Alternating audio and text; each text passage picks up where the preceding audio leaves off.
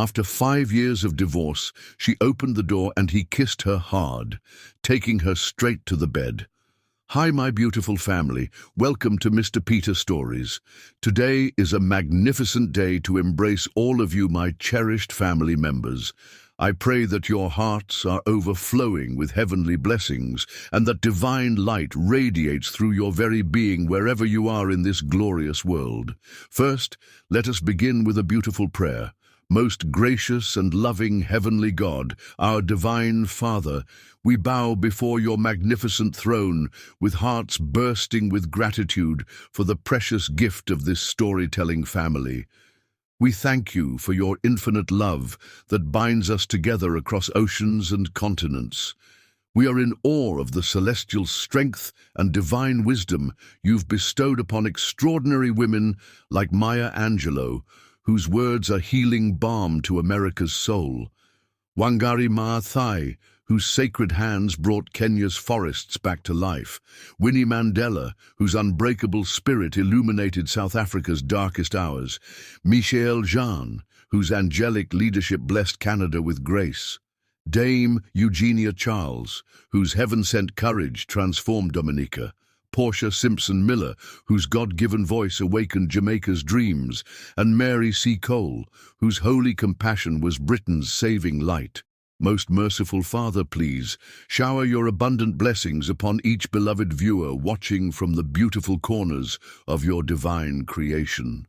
Wrap their precious souls in your eternal loving embrace, shield them with your mighty wings of protection, anoint their bodies with perfect health and vitality, and flood their tender hearts with boundless joy and peace that surpasses all understanding. Guide us with your heavenly light on this blessed journey of storytelling and sharing. May your sweet, divine presence envelop us completely throughout our sacred time together today, binding our hearts as one family under your loving gaze. Amen. Now, my beloved family, my heart yearns with overwhelming love to know where each of you beautiful, precious souls is joining from. Are you blessing our gathering from the United States, home of the beautiful American beauty rose? The United Kingdom, where the Tudor rose blooms proudly? South Africa, where the magnificent King Protea grows? Canada, with its lovely white trillium? Australia, blessed with the golden wattle? The beautiful Caribbean islands, where each nation has its special flower. Jamaica, with the vibrant lignum vitae. Trinidad and Tobago, with the stunning Chaconia. Barbados, with the magnificent pride of Barbados. The Bahamas, with its lovely yellow elder. Dominica, with the Bois Quaib. St. Lucia, with the rose and marguerite. Grenada, with the bougainvillea. Or perhaps another beautiful country that cradles your precious heart. Please shower us with your divine presence in the comments below. I treasure each golden word from all of you. Whether you're embraced by a bustling city's loving arms or cradled in peaceful countryside's gentle bosom, kissed by ocean breezes' tender lips, or held in majestic mountains' strong embrace. And my precious, darling family, my soul yearns with deep longing to hear your beautiful, heartfelt thoughts about our last two stories. Did they tenderly caress your angelic spirit? Which blessed moments made your heart dance with heavenly joy? Your precious golden feedback is the divine sunlight that helps our storytelling garden bloom with more magnificent beauty. Let's take attendance with overflowing love today. Please gift us with a present comment below so I can celebrate with joyful tears that you're here sharing this blessed sacred day. Remember, each one of you is an irreplaceable, priceless jewel in our family's royal crown. Your divine, radiant presence illuminates our storytelling sanctuary with heavenly light that outshines the brightest stars. With overflowing unconditional love and abundant divine blessings, Mr. Peter, please share your heartfelt precious thoughts in the comments below. Nicholas Gus's Bentley died on a remote Telluride mountain road during a violent thunderstorm.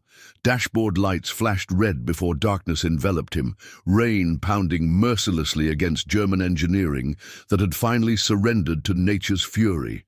His phone showed no service, $83,000 of luxury rendered useless by a mountain storm. Through sheets of rain, he spotted a single light on the hillside. His Italian leather shoes became mud-soaked disasters as he trudged uphill, his Armani suit plastered to his skin, corporate invincibility stripped away with each step. The cabin door opened before his knuckles fully connected with the wood. A woman stood in the threshold, petite yet somehow commanding the space. Paint-splattered jeans, oversized sweater slipping off one shoulder, dark hair in untamed waves. No makeup, yet her face glowed warm in the amber cabin light. "Your car?" she asked, voice melodic and direct. "Dead on the road," Nicholas replied, swallowing involuntarily. Her eyes, amber with gold flecks, assessed him, without the deference his wealth usually commanded. "You're a long way from wherever you belong," she observed without judgment. "Come in before hypothermia makes this conversation considerably less interesting." Inside, canvases leaned against rough-hewn walls, brushes soaked in jars of turpentine, and handmade bookshelves buckled under hundreds of volumes. No screens interrupted the space, just a cast-iron stove radiating heat and the scent of herbs permeating the air. "The bathroom's through there. Towels in the cabinet. I can lend you some dry clothes. My brother leaves things here sometimes." She moved to a small kitchenette, filling a dented copper kettle. Tea helps with shock, even the kind that comes from expensive mechanical failures. The borrowed flannel and denim felt foreign against his skin, but dryness overruled dignity. When he emerged, she placed a steaming mug before him, hand-thrown ceramic, beautifully imperfect. "I have a phone," she mentioned. "Landline. Service gets temperamental during storms, though." Instead of demanding immediate assistance, Nicholas heard himself say, "I'll try tomorrow." "If that's all right." Surprise flickered across her face. "Telluride gets possessive during storms. Sometimes it refuses to let people leave before they've properly arrived." She introduced herself as Esther Moon. That night, as thunder shook the cabin's timbers, conversation flowed with unexpected ease. Not about markets or acquisitions, but shared childhood constellations viewed from different hemispheres. Superior climbing trees, oak versus maple. Abandoned dreams, her ballet aspirations cut short by wrong proportions. His secret desire to captain sailing vessels before finance claimed him. "I was going to dance with the Royal Ballet," Esther admitted, cradling her tea. "I had the discipline, even the talent. What I lacked was the proper body type. At 13, those words devastate your universe." "So you found a different art," Nicholas observed, glancing at surrounding canvases. "Art found me," she corrected. "I was angry at first, throwing paint like weapons. Then I realized creation heals more effectively than destruction." "More profitably too," Nicholas remarked, calculating market value automatically. Esther's genuine laugh startled him. "You think I make money from this? Does this cabin scream commercial success?" "You know my name," he noted, surprised. "Your face has appeared in enough financial publications. I may live remotely, but I'm not completely disconnected." Nicholas found himself sharing his father's bankruptcy, his mother's retreat into prescription medications, his teenage vow never to experience financial vulnerability again. "So the suits and car and watch," Esther noted, gaze dropping to his bare wrist. "They're armor, not accessories." For the first time in 14 years, Nicholas had removed his Patek Philippe, placing it face down on a knotted pine table. Time became irrelevant, measured instead by Esther's animated descriptions of mountain seasons and returning hummingbirds, recognizing her feeder. "They remember," she insisted, eyes bright with conviction. Tiny brains, but extraordinary memory for what matters. When was the last time you felt genuinely present? She asked later. Not calculating next moves or reviewing past decisions, just existing within a moment. The question penetrated deeper than anticipated. Nicholas searched recent memory and found only strategic interactions, business dinners serving specific purposes, sexual encounters without emotional connection, even vacations scheduled with meticulous efficiency. I can't recall, he admitted, honesty surprising himself. Then consider this storm a cosmic intervention, Esther suggested, adding wood to the stove. As midnight approached, she transformed her sofa into a bed, layering blankets with stories. One hand-stitched by her grandmother during cancer treatments, another bartered from a local shepherd for painting his daughter's portrait. Most people buy bedding at department stores, Nicholas observed. Most people miss the comfort of sleeping beneath stories, Esther countered. These blankets have witnessed birth, death, survival. They carry more than warmth. As she turned to leave, Nicholas caught her wrist, their first physical contact. Her pulse fluttered beneath his fingers. Thank you, he said simply, for shelter, for conversation without agenda. Esther's expression softened. We all need sanctuary occasionally, Nicholas, even those who build fortresses around themselves. That night, Nicholas dreamed not of markets or mergers, but of amber eyes that saw him, perhaps for the first time since childhood, as simply human. Morning arrived with crystalline mountain sunshine. Esther already worked at her easel, brush strokes transforming blank canvas into vibrant emotion. Nicholas observed silently, reluctant to interrupt her flow. In boardrooms, he commanded immediate attention. Here, in borrowed clothes with sleep-tousled hair, he felt strangely invisible and unexpectedly comfortable with that temporary insignificance. Coffee's hot, mugs above the sink, she eventually said without breaking rhythm. The domestic simplicity of pouring his own coffee, no assistant anticipating his needs, felt foreign yet satisfying. The first sip revealed complex richness surpassing his usual premium blend. Local roaster, Esther explained. Former investment banker who escaped Wall Street after his third divorce, found happiness in beans instead of bonds. Approaching her canvas cautiously, Nicholas observed the painting captured last night's storm through emotional impression rather than literal representation. Violent brushstrokes in midnight blues and threatening purples conveyed nature's power, while a singular point of warm gold represented her cabin's light cutting through darkness. That tiny spark, he noted, its hope amid chaos. Something shifted in Esther's expression, surprise followed by reassessment. Most people see only the storm's drama. They miss the counterpoint completely. The phone worked that morning. Esther offered to walk with him to town, where she taught an afternoon workshop. Together, they descended the mountain path. When they reached his disabled Bentley, forlorn against the rugged landscape, Nicholas felt unexpected detachment from its symbolic importance. Harvey, a silver-haired mechanical savant, promised repairs within 48 hours. The town's hotel offered comfortable accommodation. Esther's workshop students welcomed Nicholas as an observer to their painting session. Watching her teach revealed another dimension, patient yet demanding, balancing technical instruction with emotional encouragement, coaxing genuine creativity from amateur artists.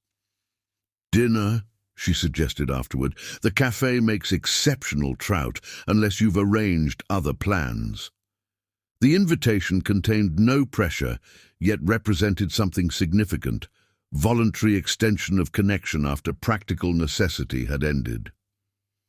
I'd like that, Nicholas replied, closing the notebook where he'd surprised himself by sketching. Very much.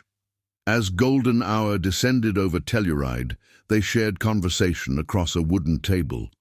Esther described her journey: prestigious art school, followed by deliberate retreat from commercial success, teaching instead of pursuing gallery representation, creating for personal expression rather than market value. "You've built your life according to internal rather than external metrics," Nicholas observed. "I've spent decades doing precisely the opposite." "And which approach has yielded greater satisfaction?" Esther asked without judgment. The question lingered as sunset yielded to evening stars. Later, in his hotel room, Nicholas gazed toward the mountain where chance had delivered him into unexpected connection. Tomorrow, Harvey would resurrect his Bentley. Tomorrow, cell service would reconnect him to obligations and expectations. Yet something fundamental had shifted within his reality. Like tectonic plates beneath the Earth's surface, imperceptible movement with profound consequences. His phone suddenly chimed, service restored, delivering accumulated notifications. Among dozens of messages from associates and assistants, one text appeared from an unknown local number. "The hummingbirds return in May. Consider yourself invited to witness. M." Nicholas smiled in the darkened room, possibility expanding like the vast starscape above Telluride's sheltered valley. For the first time in decades, tomorrow's certainties felt less compelling than unwritten potential. Chapter 2. Lingering Whispers. The Telluride business meeting proceeded without significance. Signatures exchanged, handshakes performed, obligations fulfilled. Yet Nicholas found himself distracted, his mind repeatedly drifting to a cabin where time moved differently, where conversations held no strategic purpose, where amber eyes saw beyond his carefully constructed facade. "Are you with us, Mr. Gus?" his partner asked, noticing his uncharacteristic distraction. "Of course," he replied automatically. But the truth hung silently between them. He was not. Back in Manhattan, Nicholas re-immersed himself in familiar rhythms. The penthouse overlooking Central Park, the office commanding sweeping city views, the restaurants requiring reservations months in advance. Yet something fundamental had shifted during those 48 hours in Telluride, a hairline fracture in his perception that widened daily. He found himself pausing during his morning coffee, watching sunlight create prismatic patterns through crystal glassware. During board meetings, his attention occasionally drifted to the quality of light filtering through skyscraper windows rather than projected profit margins. At night, the expensive sheets of his king-sized bed felt suddenly hollow, without stories woven into their fabric. Esther's voice echoed in unexpected moments, her laugh during quiet elevator rides, her philosophical questions during midnight whiskey contemplations, the casual way she dismissed financial success as a meaningful metric. Your current endeavor, does it bring genuine satisfaction or merely strategic advantage? He found himself asking a startup entrepreneur seeking investment. The young man's startled expression mirrored what Nicholas imagined had been his own when Esther posed similar questions. He'd left his business card on her kitchen table before departing Telluride, a simple gesture containing complex invitation. Week after week passed without communication. Pride prevented him from making further overture, a new sensation for a man accustomed to pursuing acquisitions with relentless determination. "You seem different," observed his executive assistant, a woman who'd organized his professional life for 11 years. "More present." The observation stung with its accuracy. Esther's question about presence had infected his consciousness like a persistent virus, impossible to extract. 3 months after Telluride, an exclusive gallery opening found Nicholas examining abstract landscapes with newfound appreciation. The artist, celebrated for emotional interpretation rather than technical precision, captured mountain storms with violent intensity. "Reminds me of Esther Moon's work," Nicholas commented to his companion, a sleek marketing executive whose company he'd been enjoying casually. "Who?" she asked, perfectly manicured fingers adjusting designer eyewear. A painter in Colorado, extraordinary talent without corresponding recognition. The woman's interest immediately shifted to approaching celebrities, but Nicholas remained transfixed by canvas violence illuminated by single points of light, so similar to what he'd witnessed on Esther's easel that morning after the storm. Autumn painted Central Park in amber and russet hues that reminded him of Esther's eyes. Winter descended with crystalline precision, transforming Manhattan into monochromatic elegance that echoed the Telluride landscape. Spring arrived bearing whispers of renewal. May approached, the month of returning hummingbirds. The invitation embedded in Esther's text message pulsed with increasing urgency as the calendar advanced. Nicholas found himself standing in his office on a radiant spring morning, gazing across Manhattan's jagged skyline while his financial advisor droned about diversification strategies. "Cancel everything for the next week," he announced abruptly, turning from the window with sudden decision. "Sir?" The advisor blinked in confusion.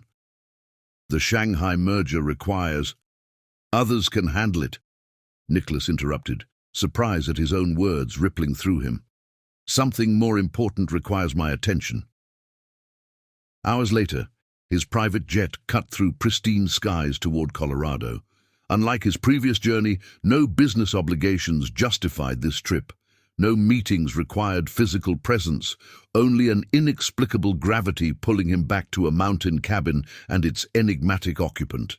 The Bentley, fully repaired and shipped back to New York months earlier, remained garaged. Instead, Nicholas rented a modest SUV better suited to mountain terrain. The vehicle felt strangely appropriate, its utilitarian design matching his deliberate casual attire: jeans and button-down shirt, no tie, no cufflinks, no armor. This time, he walked the mile from town rather than driving directly to her cabin. The path wound through spring-awakened forest, wildflowers emerging from winter dormancy, birdsong replacing storm thunder. With each step, Manhattan's rigid demands receded further into irrelevance. The cabin appeared exactly as memory preserved it. Weathered wood, harmonizing with natural surroundings rather than dominating them. Smoke curled from the chimney despite warm afternoon temperatures. The porch held two mismatched chairs where previously there had been none. Standing before her door felt simultaneously familiar and foreign, known territory yet fraught with new uncertainty.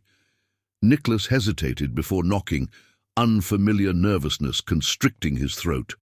What explanation could possibly justify his unannounced appearance? What words could bridge 6 months of silence? Before he could retreat, the door opened. Esther stood barefoot on the threshold, paintbrush in hand, overalls spattered with fresh color. Her hair, slightly longer than he remembered, was carelessly gathered in a messy knot atop her head. No makeup adorned her features, yet her skin glowed with health and vibrancy. Recognition, surprise, and something unidentifiable flashed across her expression. "I thought corporate titans were too busy for social calls," she said, but her smile betrayed her. "I'm not here on business," Nicholas replied, heart hammering against his ribs.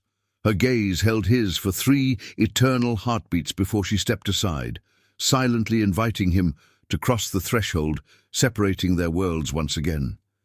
Inside, nothing had changed. The same books, the same mismatched furniture. New paintings lined the walls, vibrant with colors he hadn't seen in Manhattan's monochrome landscape. One canvas immediately captured his attention, a solitary figure in a tailored suit, standing amid mountain wilderness, caught between worlds, face turned toward distant peaks rather than the city barely visible at the composition's edge. "You painted me," he observed quietly. "I painted the concept you represent," Esther corrected, setting down her brush. "The man who arrived during the storm wasn't the same one who departed 2 days later." "He's not the same man standing here now either," Nicholas admitted. the truth emerging without calculation. Esther studied him with the penetrating gaze that had haunted his dreams for months. "Why did you return, Nicholas?" A dozen practiced responses, charming, witty, strategically ambiguous, died unspoken. Instead, raw honesty emerged. "Because nothing has felt real since I left this cabin, because my world of concrete certainties suddenly lacks substance, while this," he gestured to the simple space surrounding them, "contains something essential I can't name but desperately need." Esther's expression softened, vulnerability replacing her guarded welcome. "They returned yesterday," she said, moving toward the window.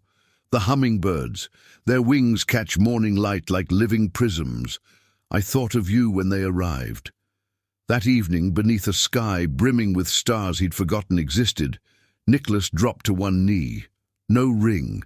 He somehow knew Esther wouldn't want diamonds, just raw, unfiltered truth.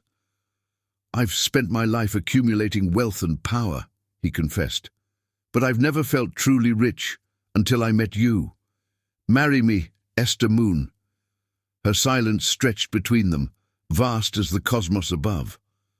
Finally, she touched his cheek, her fingers cool against his skin.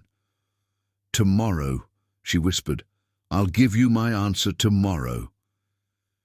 Chapter 3. Conditions of the Soul. Dawn broke with fierce clarity, mountain air crystalline and unforgiving in its purity. Nicholas woke on Esther's sofa, the same makeshift bed from their first encounter, to find her already absent from the cabin. Through the window, he spotted her silhouette on the porch, painting with violent intensity as sunrise ignited the landscape. He watched, transfixed, as her brush moved with almost brutal precision, stabbing, sweeping, caressing the canvas in turns.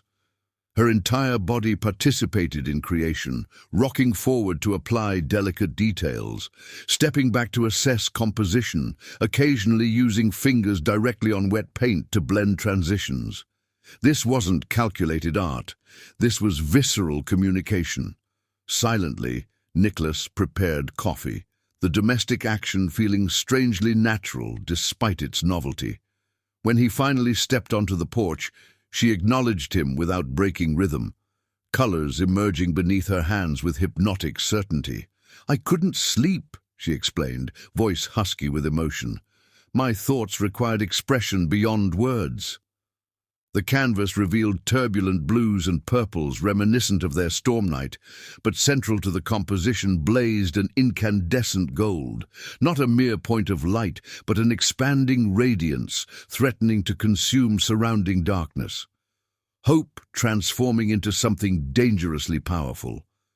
When she finally set down her brushes, hands stained with blues and purples, she turned to face him directly. Her expression conveyed neither joy nor rejection, only profound consideration. "I've lived alone since I was 20, she began, accepting the coffee mug he offered. "Not from lack of opportunity, but choice. My art demands solitude." Or so I believed. Nicholas waited, recognizing the weight of her words deserved patient silence. "The night you arrived, drenched and disoriented, something changed. For weeks after you left, I couldn't paint. Nothing felt authentic anymore." She met his gaze directly, unflinching. "You disrupted my world, Nicholas Gus." "I intended to," he admitted, surprising himself with the confession. "Did you? Or did something larger than both of us orchestrate that storm, that car failure, that moment of chance?" The question hung between them, impossible to answer, yet essential to acknowledge. Esther set down her mug, fingers still stained with creative evidence. "I've watched people surrender to passion before. It burns hot, then extinguishes when confronted with routine existence. What you're offering isn't just marriage. It's collision between worlds that operate on fundamentally different principles." "You fear I'll pull you into mine," Nicholas observed. "I fear we'll destroy each other trying to merge incompatible realities," she corrected. Your world measures value in acquisition and influence, mine in authentic expression and internal peace. The businessman in Nicholas wanted to counter with logical arguments, strategic compromises. Instead, he found himself asking, what would make it possible? Esther's gaze intensified, searching for deception or manipulation in his expression and finding none. Is that a genuine question or negotiation tactic? It's recognition that what I want most cannot be purchased or acquired through conventional means, he replied, unprecedented vulnerability coating each word. Tell me your conditions, Esther. Not so I can strategize around them, but so I can understand what truly matters to you. She circled the porch, considering his request with the same deliberate attention she gave her creative work. Finally, she stopped directly before him, close enough that he could see individual gold flecks in her amber irises. I don't need your money or status. I need your presence. Romantic nights beneath these stars, mornings tangled in sheets, conversations that last until dawn. Her voice hardened with sudden intensity.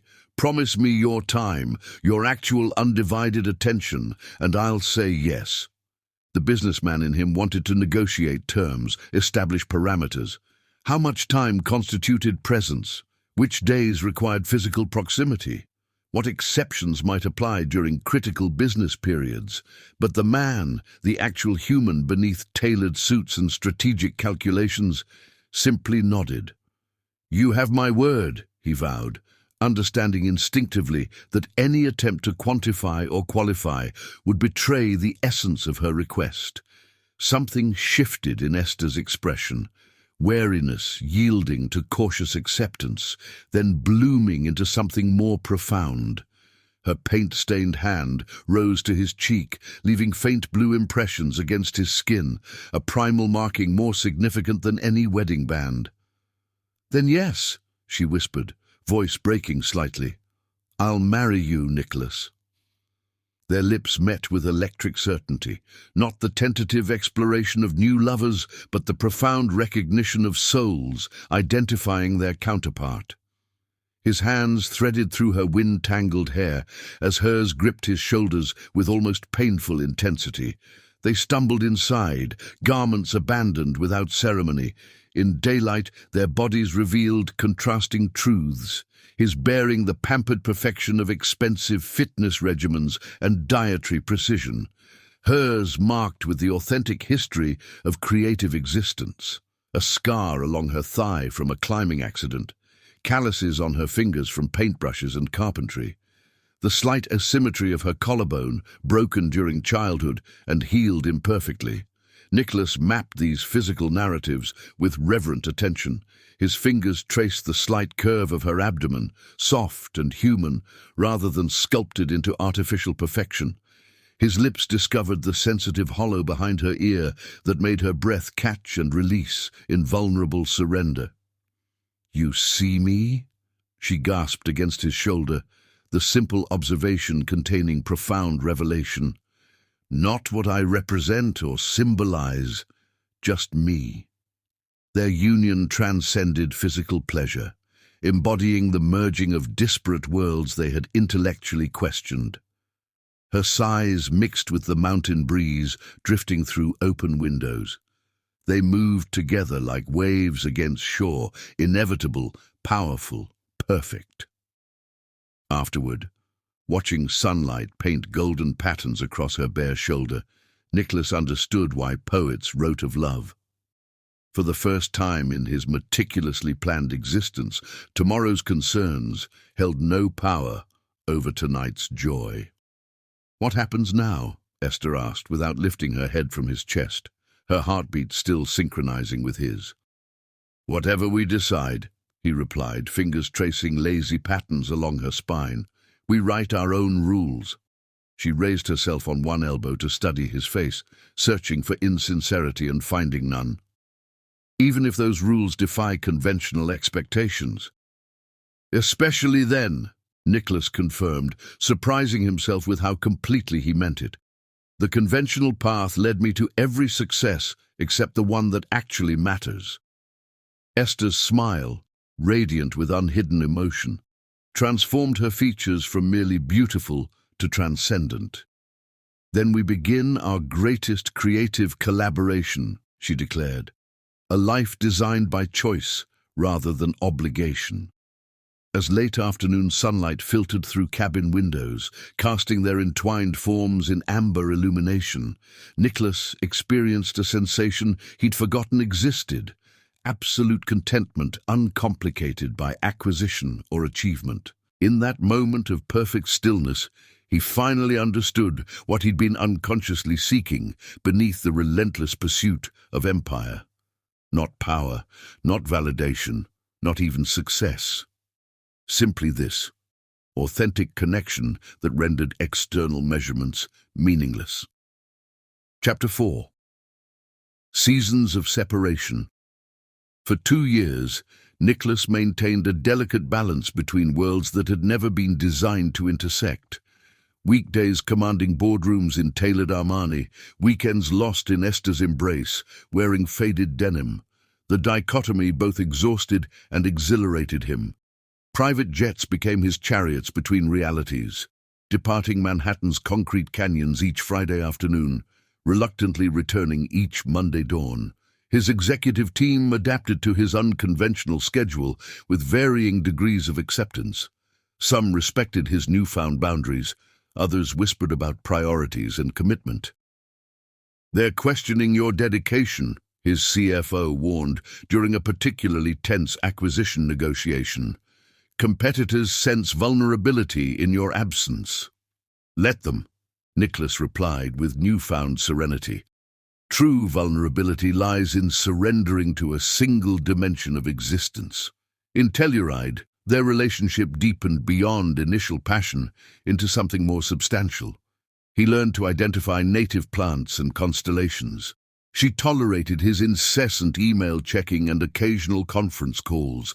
They built a separate, sacred reality within her cabin walls, one where professional identities yielded to authentic humanity. "I never understood the concept of home before you," Nicholas confessed one evening as they watched sunset paint the mountains in impossible pinks and golds.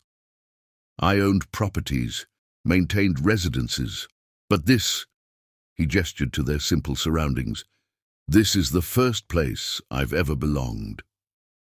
Esther's fingers interlaced with his, her wedding band a simple silver band rather than expected diamond. "Home isn't location," she murmured.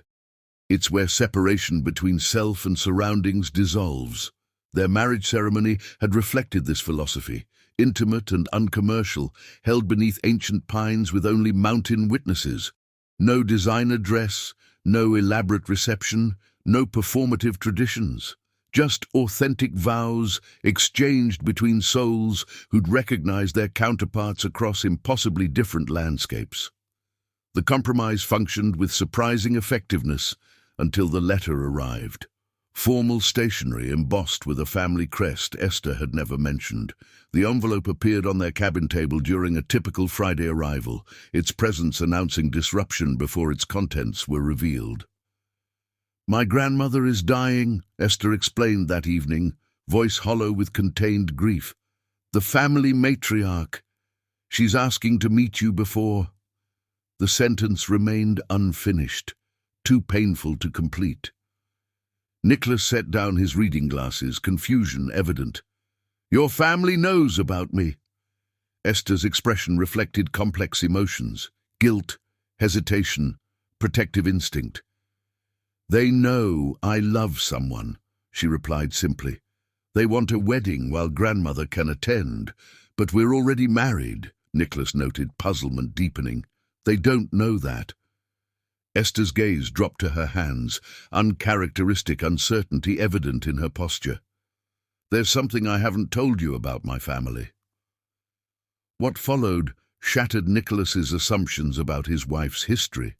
The cabin, her seemingly simple existence, these were choices rather than circumstances.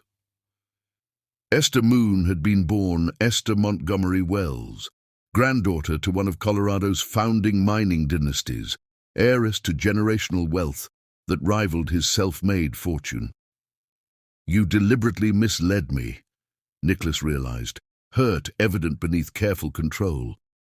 "I never lied," Esther countered. "I chose a life unburdened by expectations and inheritance. I changed my name legally at 23, walked away from trust funds and family politics. My art needed authenticity, not pedigree. And us? Was I an experiment in slumming with ordinary self-made wealth?" The accusation escaped before he could contain it. Esther's eyes flashed with rare anger. "That's beneath you, Nicholas. I fell in love with the man who appeared during a storm, vulnerable, stripped of context. Would you have seen me clearly if you'd known my background first?" The question penetrated his defensive reaction, forcing uncomfortable honesty. "Probably not," he admitted. "I'd have approached you strategically, calculating advantages and connections." Her expression softened. "Exactly as I'd have evaluated your portfolio and influence had we met through family connections. We found each other as humans first, without biographical contamination." Understanding gradually replaced hurt as Nicholas recognized the gift in her omission. "Your grandmother, she's important to you. She supported my escape from family expectations," Esther explained. "Funded my art education secretly when my parents refused. Respected my need for independence even when she couldn't fully comprehend it." Her voice broke slightly. "She's the only one who never tried to force me back into their world." That night, watching Esther sleep, Nicholas made the hardest decision of his life. For her, he would sacrifice anything, even the company he'd built from nothing. His fingers traced gentle patterns across her bare shoulder, memorizing the texture of her skin bathed in moonlight. "Whatever you need," he whispered to her sleeping form. "However you need it." Their wedding unfolded at the Montgomery Wells estate, a sprawling historic property nestled within private mountain acreage. Esther's relatives, educated, cultured, and startlingly similar to Nicholas's social circle, welcomed him with knowing smiles and calculating assessment. The irony wasn't lost on him. He'd fallen in love with a woman, deliberately escaping exactly the world he'd spent his life struggling to enter. "She finally found someone worthy," her grandmother whispered during the reception, frail hands clasping his with surprising strength. The elderly woman's eyes, the same striking amber as Esther's, held wisdom accumulated across 9 decades. "Take care with her heart. It breaks only once." "I'll protect it with everything I possess," Nicholas vowed, the promise transcending polite social interaction. "Not by possessing," the old woman corrected with startling perception. "By releasing. The Montgomery women require freedom to thrive, a lesson 4 generations of husbands learned painfully." 2 weeks later, Esther packed essential belongings, her paints, cherished books, the quilt that had first sheltered Nicholas during the storm. The cabin door closed behind them with definitive finality. "Your turn to show me your world," she said, sliding into the passenger seat of his rented car. Despite her brave smile, Nicholas detected apprehension beneath her composed exterior. Manhattan welcomed them with characteristic indifference, another power couple among millions occupying rarefied penthouses and exclusive social circles. Nicholas installed Esther in his residence with its floor-to-ceiling windows and minimalist design. She immediately transformed one room into a studio, bringing explosive color to his monochromatic existence. For 8 blissful weeks, they explored the city together. Quiet museums on weekday mornings, hidden restaurants with renowned chefs, Central Park at dawn when joggers outnumbered tourists. Nicholas showed her every beautiful secret New York offered beyond obvious commercial attractions. Esther approached his world with characteristic openness, neither intimidated by wealth nor impressed by status symbols. She challenged his colleagues' assumptions during dinner parties, questioned investment priorities during casual conversations, introduced uncomfortable ethical considerations into previously straightforward business discussions. "Your wife is certainly unique," commented his board chairman, after a particularly pointed exchange about environmental impact of recent acquisitions. "Precisely why I married her," Nicholas replied with genuine pride. But beneath their apparent adaptation lurked warning signs neither acknowledged. Esther's paintings darkened in tone and theme, urban claustrophobia replacing mountain expansiveness. Nicholas's once compartmentalized schedule began bleeding across boundaries. Urgent calls interrupting weekend intimacy, critical meetings requiring gradual extension of Manhattan residency. Then reality intruded with unforgiving absolutism. The merger appeared without warning, a hostile takeover threatening everything Nicholas had built. Emergency board meetings replaced romantic dinners. Late-night strategy sessions consumed weekends once reserved for Esther's embrace. The delicate balance between worlds tilted precariously toward collapse. "It's temporary," he promised, kissing her goodbye before another dawn departure. "Just until we stabilize." The lie wasn't intentional. He believed his own reassurance, even as market realities contradicted it. Esther nodded understanding, her expression carefully neutral as another weekend yielded to corporate crisis. Alone in their penthouse, surrounded by luxury that suddenly felt hollow without shared experience to animate it, she turned to her canvas, the only truth she could still access amid growing disconnection. Her brush moved with violent certainty across blank expanse, colors darker than she'd used in years, emerging beneath deliberate strokes. The painting took shape without conscious planning, a solitary figure standing between two landscapes, facing impossible choice between worlds that refused integration. As moonlight washed across Manhattan's glittering skyline, Esther confronted the emerging truth her art revealed before her conscious mind could accept it. Some chasms, despite love's sincere intention, remained fundamentally uncrossable. Chapter 5. Fracture Lines. The merger appeared without warning, a hostile takeover threatening everything Nicholas had built. Emergency board meetings replaced romantic dinners. Late-night strategy sessions consumed weekends once reserved for Esther's embrace. "It's temporary," he promised, kissing her goodbye before another dawn departure. "Just until we stabilize." Esther nodded, understanding at first. She explored museums alone, started a new painting series, wrote long letters to her grandmother. But days stretched to weeks, weeks to months. Nicholas arrived home after midnight, exhausted and preoccupied, his mind never fully present even when physically beside her. One evening, she found him asleep on the sofa, still in his suit, financial reports scattered across imported marble. She removed his shoes, loosened his tie, placed a blanket over his exhausted form. His phone buzzed incessantly with notifications. The screen revealed 17 missed calls, 42 unread messages. "I'm losing you," she whispered to his sleeping form. "Not to another woman or even to failure, but to the very success you've pursued relentlessly." Their first serious argument erupted 3 months into the crisis, after Nicholas cancelled their anniversary plans, a weekend retreat to Vermont's autumn splendor, for an emergency investor meeting. "You promised me your time," Esther reminded him, voice trembling with restraint as she stood in their bedroom doorway. "Not your leftovers after work consumes everything meaningful." Nicholas looked up from packing his briefcase, fatigue etched into features once animated by passion. "This isn't a hobby I can reschedule," he snapped, immediately regretting his tone but too exhausted to moderate it.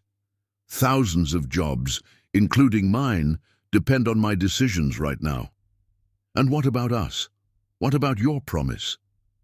Her question carried no accusation, only profound sadness that penetrated his defensive irritation. Nicholas crossed the room, reaching for her hands, which she did not withdraw but left limp within his grasp. "Esther, please understand. Once this crisis passes—" "There will be another," she interrupted with quiet certainty. "There's always another crisis, another deal, another obligation more urgent than connection." "That's unfair," he countered, defensive anger rising. "I've restructured my entire professional existence to accommodate our relationship." Something flashed in Esther's eyes. Not anger, but disappointment more devastating than rage. "Accommodate," she repeated, the word hanging between them, "as if loving me is an inconvenience requiring scheduling adjustments rather than the central purpose you claimed it to be." "That's not what I meant." "It's precisely what you meant," Esther corrected. "Your words reveal your true priorities when exhaustion strips away polite pretense." That night, attempting reconciliation, Nicholas reached for her in bed.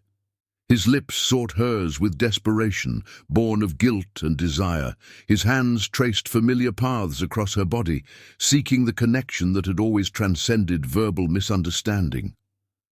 Esther turned away, creating inches of separation that felt like uncrossable chasms. "Don't," she whispered, the single syllable breaking with emotion. "Not when you're already planning tomorrow's meeting in your mind." Her rejection, gentle but firm, cut deeper than anger would have. Because she was right. Even in their most intimate moments, his thoughts drifted to spreadsheets and stock projections, contingency plans and market strategies. Weeks passed in cold politeness. Professional necessity kept Nicholas locked in 16-hour workdays, while Esther retreated into artistic isolation within their shared space. Her paintings darkened. Once vibrant canvases, now dominated by stormy greys and midnight blues, shadowy figures trapped between worlds that refused integration. Nicholas noticed but said nothing, afraid acknowledgement might shatter their fragile détente. Instead, he left expensive gifts, jewelry she never wore, designer clothes that remained tagged in closets, rare first editions she didn't open. Material offerings that once would have seemed ludicrously inadequate to him now represented his desperate attempt to bridge growing distance. Then came the Tokyo crisis, a key component of their defensive strategy against the hostile takeover. 3 weeks abroad, minimum. "Come with me," he suggested half-heartedly, already knowing her answer. "And do what?" Esther asked, arms crossed as she leaned against the doorframe of her studio. Paint stained her fingers, permanent blue marking her wedding band hand like a competing claim. "Watch you work from a different hotel room? No thank you." The distance between them, physical, emotional, philosophical, expanded with each passing day of separation. Nicholas found himself standing in Tokyo skyscrapers, gazing across foreign skylines while negotiating complex financial maneuvers by day and lying awake in luxury hotels by night.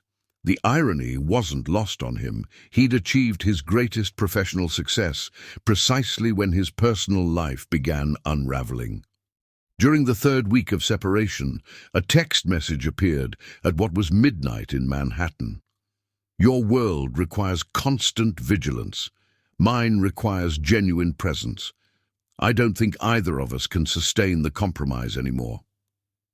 The 11-hour time difference prevented immediate response. By the time Nicholas called, Esther's phone went straight to voicemail. His messages remained unread, emails unanswered.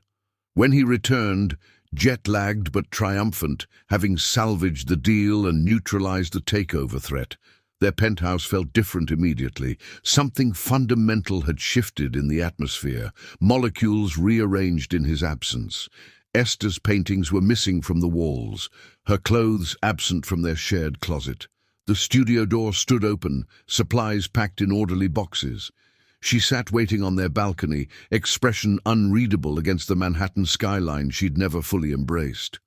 Her hair, longer now than when they'd met, caught sunset light with golden highlights that reminded him painfully of that first morning in her cabin. "I want a divorce," she said simply, the words carrying no anger, only finality. "I won't be an afterthought in my own marriage." Nicholas felt the world tilt beneath him, a sensation entirely foreign to a man whose existence had been built on calculated certainty. "Esther, please. The crisis is resolved now. We can return to—" "To what?" she interrupted, rising from her chair to face him directly. "To scheduled intimacy between acquisitions? To passion postponed until markets close? To conversations interrupted by urgent calls?" Her voice remained steady despite the devastation of her words. "I've watched you check your phone during sunsets, Nicholas. I've felt your mind wander during lovemaking. I've seen your attention fragment during conversations that once consumed you completely." "I can change," he insisted, reaching for her hands, which she permitted him to hold. "One last connection before separation. Now that the company's secure—" "This isn't about your company," Esther interrupted with gentle precision. "It's about capacity. Your soul requires achievement to breathe. Mine requires presence."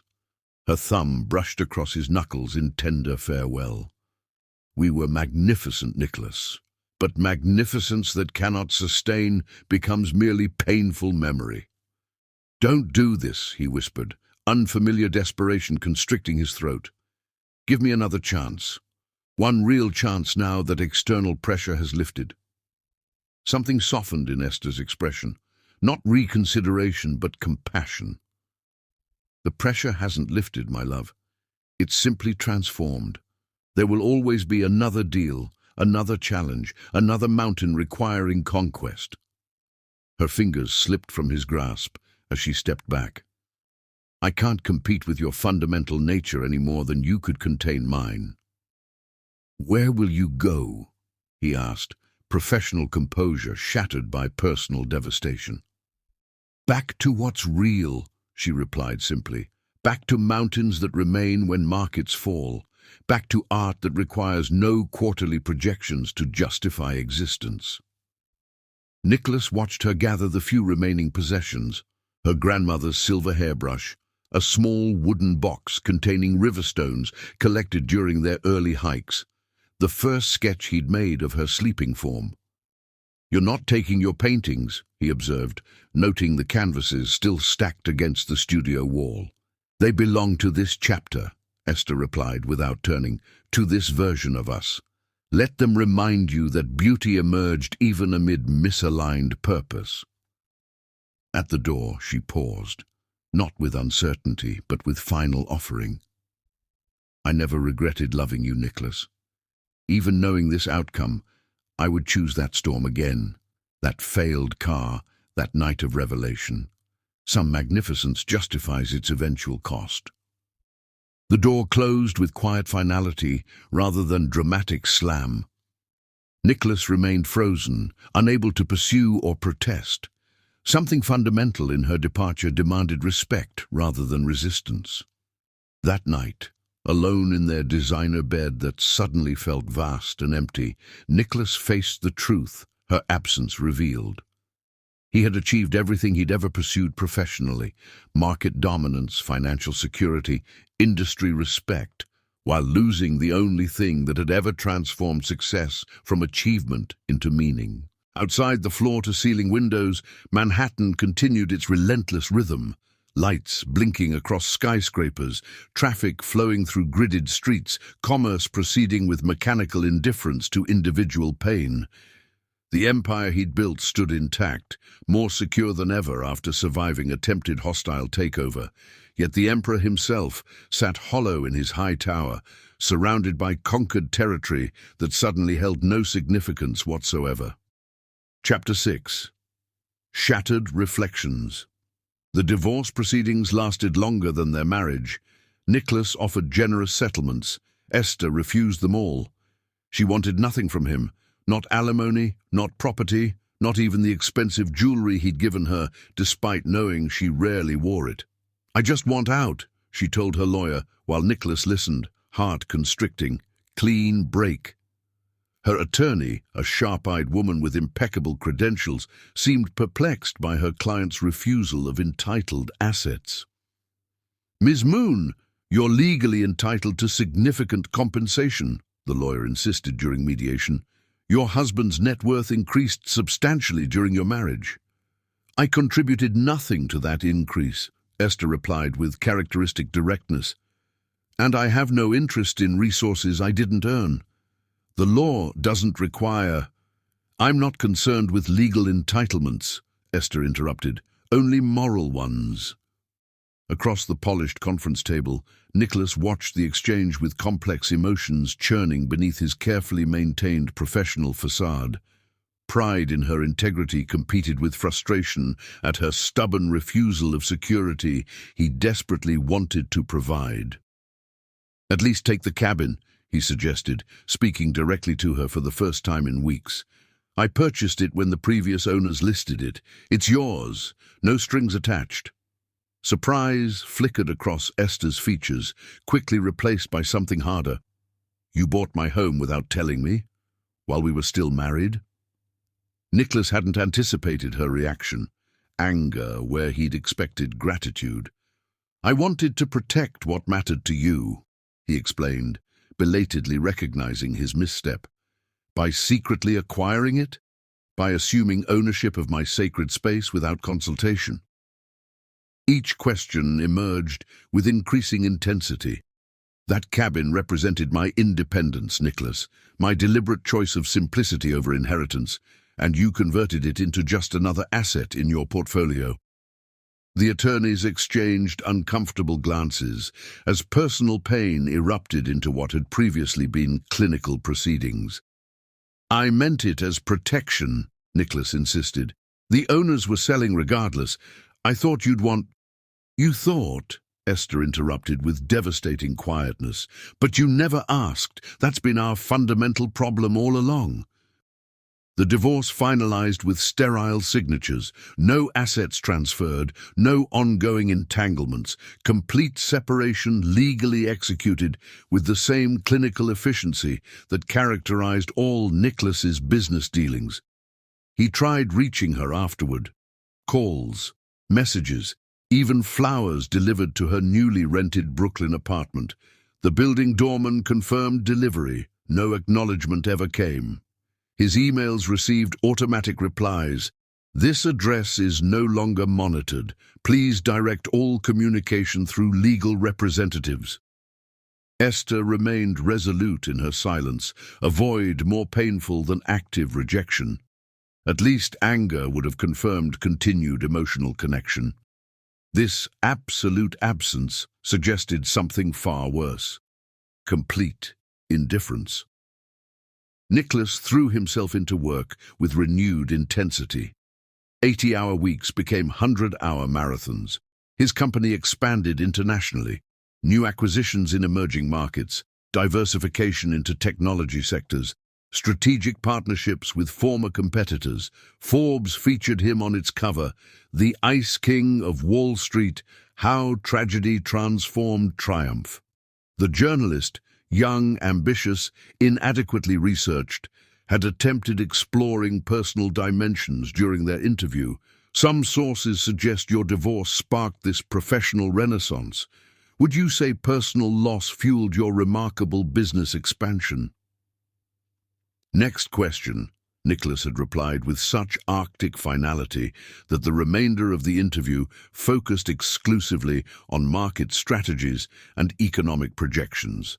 The article noted his ruthless efficiency and emotionless decision-making, never mentioning the warmth that had briefly thawed his heart, nor the devastating frost that had reclaimed it after Esther's departure. Colleagues who had witnessed his temporary transformation commented privately on his regression to hyper-focused intensity, more extreme than before, as if compensating for momentary weakness. "It's like watching someone deliberately freeze their own heart," his CFO remarked to the board chairman after a particularly brutal restructuring meeting. "Medically fascinating, but humanly tragic." For 3 years, Nicholas attempted contact on significant dates. her birthday, their anniversary, holidays. The messages grew increasingly minimal, from initial paragraphs of explanation and apology to eventual single lines acknowledging continued regard. No responses ever came. "She's living in Colorado again," his private investigator reported during their annual update, the only personal indulgence Nicholas permitted himself. Teaching at a small arts college in Boulder, exhibitions in regional galleries, modest success, minimal digital footprint. Is she alone? The question escaped before professional detachment could suppress it. The investigator hesitated. "She maintains private boundaries effectively, sir. No conclusive evidence of romantic entanglements, but absence of evidence isn't evidence of absence," Nicholas completed automatically. Understood. Something prevented him from visiting Telluride personally, from driving past her former cabin, which remained vacant after he'd gifted it to a conservation trust, or appearing at one of her exhibitions. Pride, perhaps, or fear of confirmation that some wounds never heal, that certain bridges once burned cannot be reconstructed. Then his father died. Suddenly, unexpectedly. Heart attack on the golf course at his Florida retirement community. The man who had instilled Nicholas's relentless work ethic through both example and expectation collapsed between the 7th and 8th holes. Economic theories about market efficiency, his final spoken words, according to his shocked playing partners. The funeral gathered family Nicholas barely recognized, offering condolences that felt hollow against his complicated grief. He'd provided generously for his father's retirement, yet visited infrequently. Their relationship had centered primarily on professional achievement rather than personal connection, a pattern whose consequences now emerged with painful clarity. After the service, sorting through his father's study at the executor's request, Nicholas discovered a letter addressed to him in familiar handwriting. Esther's. His father, ever the secret keeper, had apparently maintained correspondence with his ex-daughter-in-law after their separation. The envelope remained sealed, dated 18 months prior. Nicholas's hands trembled uncharacteristically as he opened it, professional composure shattering at this unexpected connection to the woman whose absence defined his existence more profoundly than her presence once had. The letter contained no dramatic revelations or emotional declarations, just simple updates about her life. A new series of paintings exploring mountain seasons, a teaching position at a local art center, her grandmother's passing, peaceful, surrounded by family, occasional references to conversations apparently shared with his father during earlier correspondence. Then, near the conclusion, one sentence that changed everything. "I still dream about the storm that brought him to my door." 10 words. No elaborate profession of continued feeling, no invitation for reconnection. Just quiet acknowledgement that memories remained intact, despite deliberate separation. For 2 days, Nicholas sat with this knowledge, turning it over like a stone in his palm, examining facets, testing weight, considering implications. Then he made arrangements with characteristic decisiveness. Indefinite leave of absence delegated to his executive team, power of attorney assigned to his most trusted advisor, personal matters requiring immediate attention. His board chairman, the only person who had witnessed his brief transformation during marriage, recognized the significance immediately. "You're going to Colorado," he stated rather than asked. "I'm addressing unfinished business," Nicholas replied, neither confirming nor denying. "The company will survive your absence," the older man offered. "Some pursuits justify operational disruption." 5 years after their divorce, Nicholas Gus returned to Telluride, not to her cabin, which new conservation trust ownership had returned to natural landscape, but to the small house her grandmother had left her, according to local information. Late afternoon rain began falling as he parked his rented vehicle, deliberately modest rather than ostentatious, on the quiet street outside her home. The weather intensified as he approached the door, nature's symmetry not lost on him as water soaked through his clothing. No expensive suit this time, no corporate armor, just a man drenched by the same mountain storms that had first united them. He stood motionless for several minutes, water plastering his silver-streaked hair against his forehead, courage momentarily failing despite countless high-stakes negotiations navigated with unwavering confidence. This threshold represented more consequential risk than any corporate venture ever had. The door opened before he knocked. Esther froze on the threshold, shock evident in her expression. Her hair, shorter now, styled in a practical bob that framed her face, contained more silver than he remembered. Delicate lines surrounded her eyes, evidence of 5 years' laughter and concern, joy and grief. She wore simple linen trousers and a paint-spattered sweater, bare feet connecting directly with worn wooden floors. Time suspended between them, past and potential future hovering in perfect tension. Nicholas. His name emerged as barely audible recognition rather than welcome or rejection. "I should have called first," he began, unfamiliar awkwardness replacing his customary articulate precision. Words failed, an unprecedented occurrence for a man whose verbal mastery had negotiated billion-dollar deals. In their absence, truth emerged through eyes that could no longer maintain professional detachment. Esther's expression shifted subtly, wariness yielding momentarily to something softer, more complex. "You're soaking wet," she observed, the practical concern creating safer territory than emotional confrontation.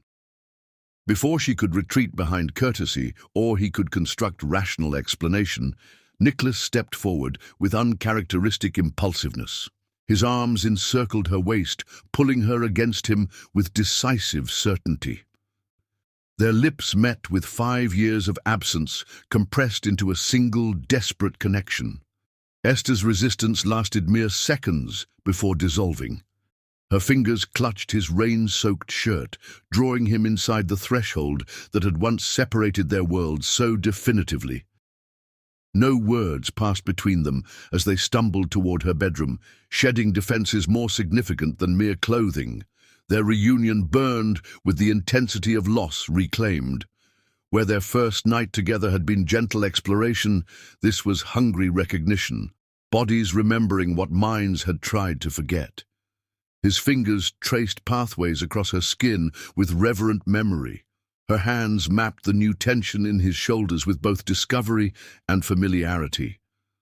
"This changes nothing," she gasped against his neck, even as her body contradicted the assertion. "It changes everything," he countered, the certainty in his voice reflecting transformation deeper than physical connection.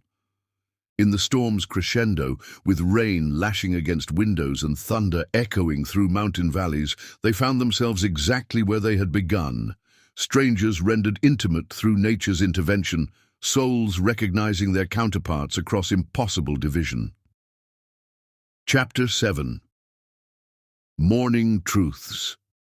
Dawn illuminated unfamiliar walls. Nicholas woke first, momentarily disoriented until the weight of Esther's head on his chest anchored him to reality. He studied her sleeping face, the new fine lines around her eyes, the slight furrow between brows even in repose. 5 years etched into her features, beautiful in their honest declaration of time past. Unlike his penthouse with its automated blackout blinds, her bedroom welcomed morning light, soft amber illumination filtering through simple curtains, painting reality in gentle revelation rather than manufactured perfection. The walls displayed paintings he'd never seen, landscapes capturing Telluride seasons with mature technique that transcended the work he remembered. Her artistic evolution had continued without him, a parallel life developed in his absence. When her eyes opened, those amber irises unchanged despite surrounding evidence of time's passage, wariness immediately replaced vulnerability. She disentangled herself from his embrace, creating physical distance that reflected deeper caution. "Why now?" she asked, voice husky with sleep and emotion. After all this time, Nicholas considered diplomatic answers, convenient explanations that would present his appearance as rational decision rather than desperate pilgrimage. Instead, he offered truth. "My father died believing I was a fool," he said quietly, sitting up against the headboard. "He kept your letters. All of them." Esther's expression shifted to alarm as she pulled the sheet higher around herself, suddenly conscious of her nakedness in multiple dimensions. "I never intended—" "I know," Nicholas interrupted gently. "You weren't trying to maintain connection through him. You were being kind to an old man who once showed you kindness. That's who you are, Esther." She looked away, blinking rapidly. Sunlight caught the moisture gathering at her lashes, transforming potential tears into momentary prisms. "Last night was a mistake," she whispered. The declaration directed more toward herself than him. "We've been here before. Nothing's changed." "Everything's changed," Nicholas countered with quiet certainty. "I've changed." He told her then about the companies he'd sold, the board positions he'd resigned, how his empire had contracted to manageable proportions through deliberate divestment rather than market failure, how he'd installed leadership that didn't require his constant presence, creating autonomous structure that maintained profitability without consuming his existence. "Why would you dismantle what you spent your life building?" Esther asked, suspicion edging her voice. She rose from bed, wrapping herself in a worn robe that carried none of the luxury he'd once provided but somehow suited her more authentically. "Because it cost me what actually mattered," he replied simply, making no move to follow her, respecting the physical distance she established. "You were right to leave, Esther. I broke my promise. But I'm here now, fully present, asking if we might begin again." Esther moved to the window, arms crossed protectively across her chest as she gazed out at the mountains awakening under morning light. "You think it's that simple? That you can waltz back after 5 years and pick up where we left off?" "No," Nicholas admitted, unfamiliar humility replacing his customary confidence. "I expect nothing. I just needed you to know I finally understood, and that I never stopped loving you. Not for a single day." She turned to face him, expression guarded yet vulnerable beneath deliberate control. "What exactly did you understand, Nicholas?" "Articulate it precisely." The request contained no cruelty, only necessary verification that transformation extended beyond convenient declaration. Nicholas recognized the test beneath her question, his ability to demonstrate genuine comprehension rather than strategic maneuvering. "That presence isn't merely physical occupation of shared space," he began, careful consideration weighting each word. "That attention divided is attention denied. That achievement without purpose becomes addiction rather than accomplishment." His voice caught slightly.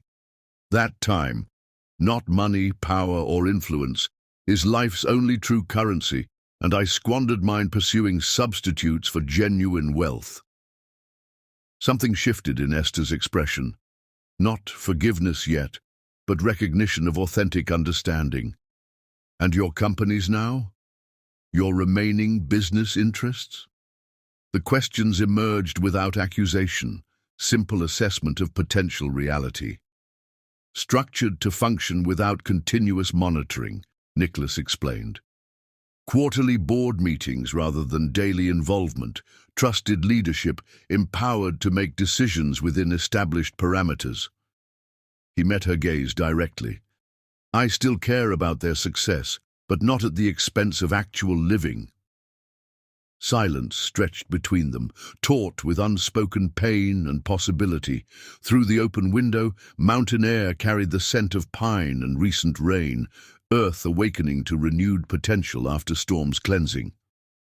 I need time, Esther finally said, arms still wrapped protectively around herself. This isn't a fairy tale where one passionate night erases years of hurt. What you're suggesting isn't reconciliation, it's resurrection. Dead things don't revive easily, Nicholas. He nodded, accepting her boundary without protest. Rising from bed, he gathered scattered clothing from the floor, evidence of passion's temporary victory over caution. Unlike their previous partings, no expensive suit required straightening, no corporate armor needed reinstallation, just jeans and cotton shirt, simple garments reflecting simplified existence. I've taken a house in town, he said, not approaching her despite desire to bridge physical distance between them. I'll be there if you want to talk. Esther's expression remained carefully guarded, yet something softened around her eyes. How long will you stay? The question contained no invitation, merely practical assessment, yet Nicholas recognized the significance of her asking rather than assuming his inevitable departure. As long as necessary, he replied, deliberately avoiding specific time frame that might imply pressure or limitation. As he turned to leave, her voice stopped him at the bedroom threshold. Nicholas? The single word carried complex emotion beneath apparent simplicity. When he turned to face her, vulnerability had replaced caution in her expression. I never stopped loving you either. That's what made it so damned hard. The confession hung between them, neither promise nor invitation, simply truth too essential for continued burial. Nicholas nodded once, acknowledging the gift without presuming entitlement to it. Rather than immediate enthusiasm or declarations of renewed commitment, he responded with respect for the complexity she'd identified. Then we'll proceed with appropriate care for what remains precious despite damage. Outside her house, morning painted telluride with precise detail that artificial Manhattan lighting never achieved. Residents began their daily routines, opening shops, walking dogs, greeting neighbors with genuine recognition rather than practiced courtesy. Nicholas walked toward his rented cottage with deliberate slowness, physical pace reflecting internal caution. The rented house, small by his previous standards but comfortable in authentic ways his luxury penthouse never achieved, welcomed him with simple practicality. No doorman, no security system, no imported marble or designer furnishings, just solid construction, functional space, and windows oriented toward mountain views rather than status confirmation. He prepared coffee in the small kitchen, movements deliberate and mindful rather than hurried steps toward necessary caffeine before important meetings. Steam rose from the ceramic mug, purchased from a local artisan rather than luxury retailer, carrying aromatic invitation to presence rather than mere consumption. On the small porch overlooking the valley, Nicholas sipped from the irregular vessel, its handmade imperfection somehow more satisfying than manufactured precision. For the first time in decades, his morning contained no emails requiring immediate response, no market fluctuations demanding analysis, no strategic decisions awaiting resolution, just coffee, mountains, birdsong, present reality without future projection or past regret. His phone, deliberately left on silent mode, displayed missed calls from his executive team, messages requesting guidance on matters previously requiring his immediate intervention. Instead of automatic response, Nicholas set the device aside, prioritizing the commitment he'd just articulated to Esther. Later that afternoon, walking through town with no particular destination, he encountered an elderly artist setting up an easel in the small park. The man, weathered face declaring decades of mountain existence, nodded casual greeting without recognition of Nicholas's former prominence. "Good spot for capturing valley light," the artist commented, gesturing toward the mountain vista with paint-stained fingers. "You know Esther Moon?" Nicholas asked, curiosity overriding introduction. The old man's expression warmed with immediate recognition. Taught her years back before she developed her particular style, remarkable talent, sees beneath surface appearance to essential truth. He studied Nicholas with sudden perception. "You're him, aren't you? The husband from back east." "Ex-husband," Nicholas corrected automatically, the designation painful despite its technical accuracy. The artist continued arranging brushes with deliberate precision. "Labels matter less than reality. You look at Telluride the way she paints it, searching for something beyond mere landscape." The observation, casually delivered yet remarkably perceptive, accompanied Nicholas through remaining afternoon wanderings. By evening, returning to his rented cottage, decision crystallized with uncharacteristic certainty, not driven by strategic calculation. For the first time in his adult life, Nicholas Gus would simply wait, allowing natural development rather than orchestrating desired outcome. Whether hours, days, weeks, or forever, he would remain present in Telluride without pressuring Esther toward reconciliation. Some damaged treasures required patient restoration rather than immediate reclamation. Some fractured connections needed gentle tending rather than forceful rejoining. The businessman who once demanded immediate results had finally learned timing's essential role in matters transcending mere transaction. As sunset painted mountains in impossible hues, Nicholas began unpacking his minimal luggage, placing clothing in drawers, arranging toiletries in bathroom, transforming temporary accommodation into intentional dwelling. The symbolic gesture represented deeper commitment than any verbal declaration. He would remain, not in desperate pursuit, but in patient presence, available without demanding, offering without expecting, loving without requiring reciprocation, however long necessary. That night, as mountain darkness descended with primal certainty, his phone illuminated with unexpected message. "Breakfast tomorrow? 8 a.m. at Morning Brew. No promises beyond coffee. M." Simple words, limited invitation, essential beginning. Chapter 8. Cautious Constellations. Esther avoided town for 2 weeks after their breakfast, a polite but guarded encounter that established tenuous reconnection without promises. She buried herself in paintings that flowed with newfound intensity. Colors she hadn't used in years reclaimed her canvases, vibrant reds, hopeful yellows, passionate purples competing with cautious blues and hesitant grays. Her brush moved with schizophrenic uncertainty, emotions battling for dominance across stretched canvas. Her students noticed the change during weekend workshops. "Your work feels different," remarked one elderly woman who'd attended her classes for years, "like it's breathing again." The observation unsettled Esther, too accurately reflecting inner turmoil. She'd constructed careful stability after their divorce, professional respect if not celebrity, creative fulfillment if not passion, comfortable solitude if not genuine peace. Nicholas's return threatened this delicate equilibrium, offering possibility that simultaneously attracted and terrified. On the 15th day, she hiked to Eagle's Point, the summit overlooking Telluride that required demanding exertion rather than casual stroll. Physical challenge had always clarified her mental landscape, sweat and strain burning away pretense and rationalization. As sunset painted the valley gold, unexpected tears blurred her vision. She'd fought so hard for independence, for emotional self-sufficiency. Yet one kiss had crumbled defenses built across 5 painful years. "Damn you, Nicholas Gus," she whispered to the empty mountainside, "for making me want impossible integration again." The small cafe where they eventually met sat on neutral ground, neither her territory nor his.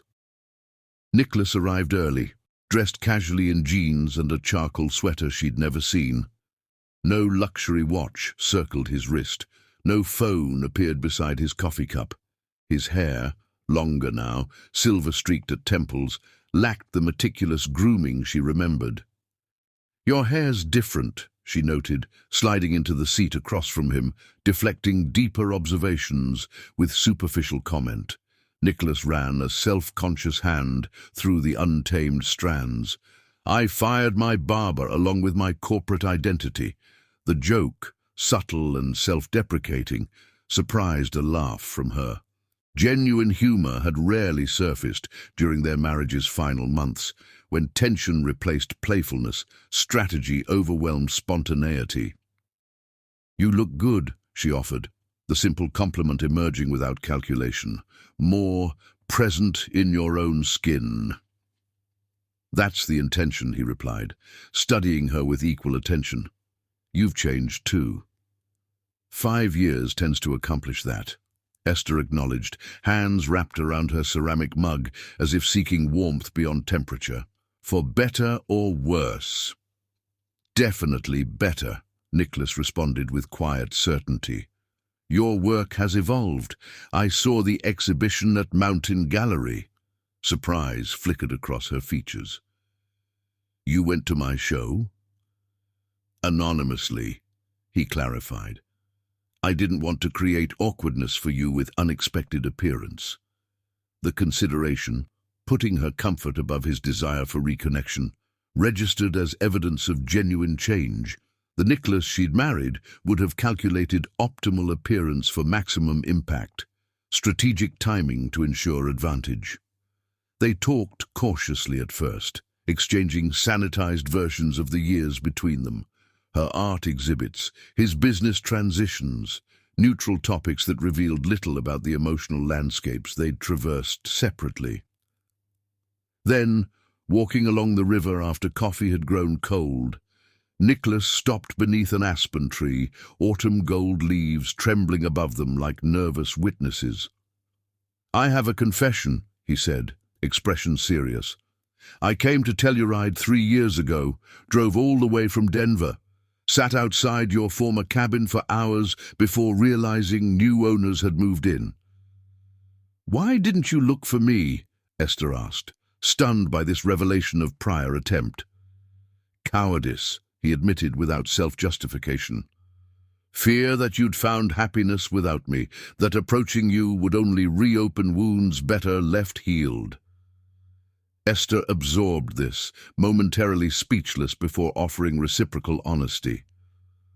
I drove past your Manhattan building during an art showing in Soho. The confession emerged quietly. Sat in a rental car across the street, watching your penthouse windows, wondering if another woman slept in what had briefly been our bed.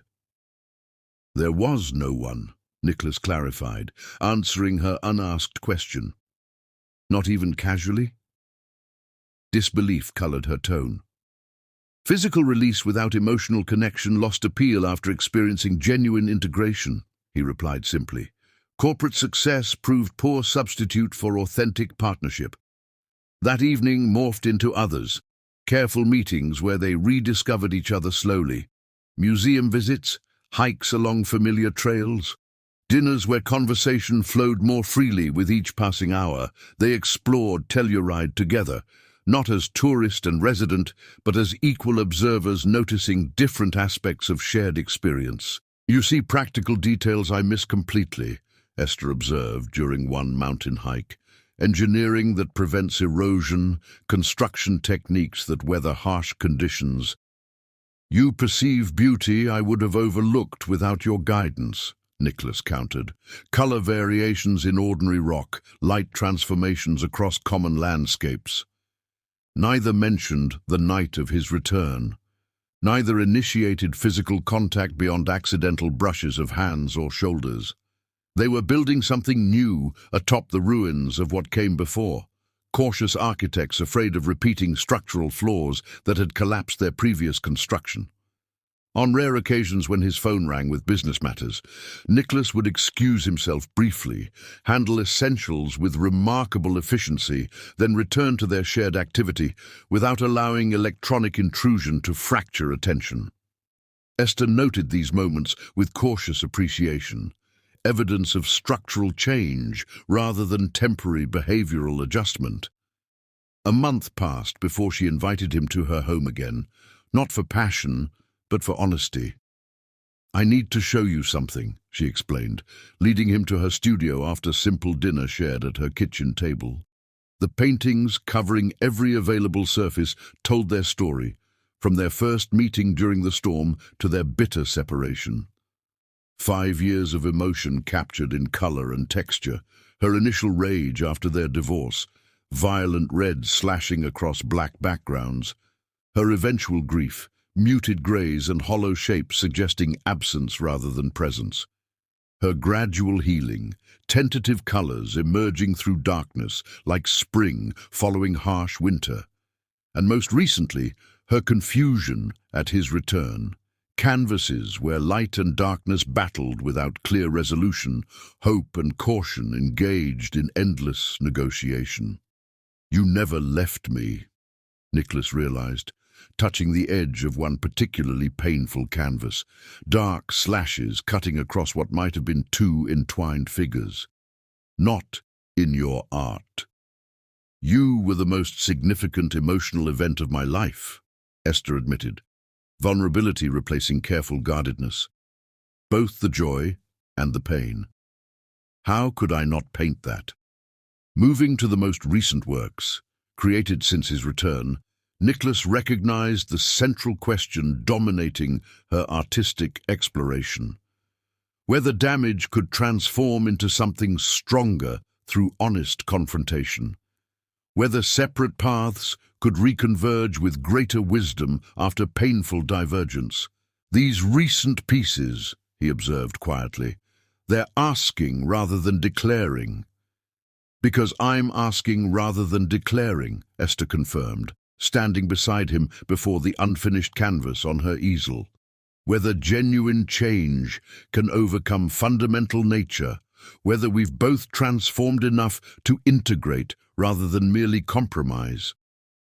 The question hung between them, impossible to answer intellectually, requiring demonstrated truth rather than verbal assurance.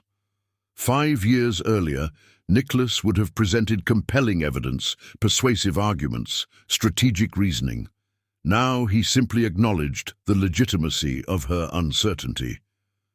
"The answer lives in daily choice rather than dramatic declaration," he observed.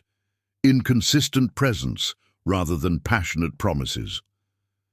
Esther studied him with the penetrating gaze that had initially seen beyond his corporate facade to essential humanity. "When did you become philosopher instead of strategist?" "When strategy failed to achieve what matters most," he replied without hesitation. That night, when his lips found hers beside her front door, the kiss contained no desperation, only tender recognition of paths realigning through conscious choice rather than automatic passion.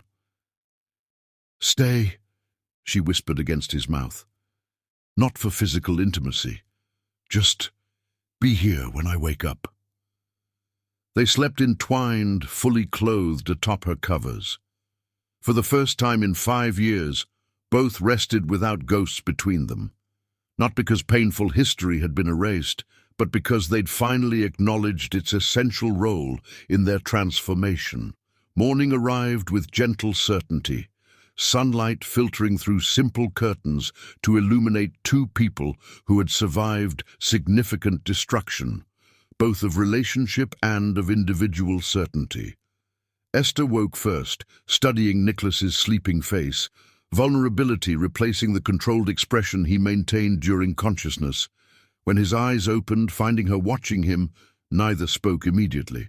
The silence contained neither awkwardness nor strategy, simply shared recognition of significant threshold crossed without dramatic declaration. "Coffee?" she finally offered, the simple domestic question somehow more profound than elaborate professions.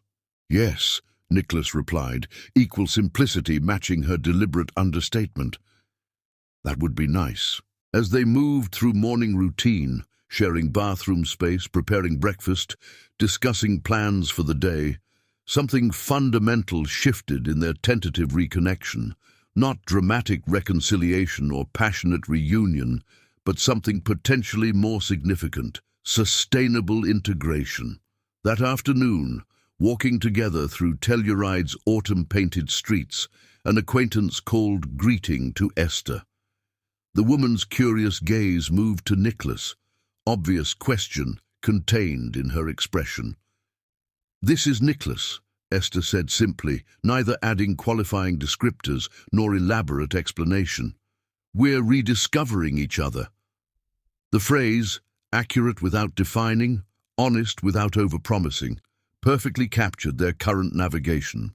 They were neither strangers nor established partners, neither beginning nor concluding. They existed in the complex middle territory where genuine relationship develops after initial passion fades, where deliberate choice replaces automatic attraction. That evening, standing on her porch beneath emerging stars, Nicholas traced constellations with extended finger, patterns they'd discussed during their first night together years earlier. Cassiopeia, he identified, outlining the distinctive W formation.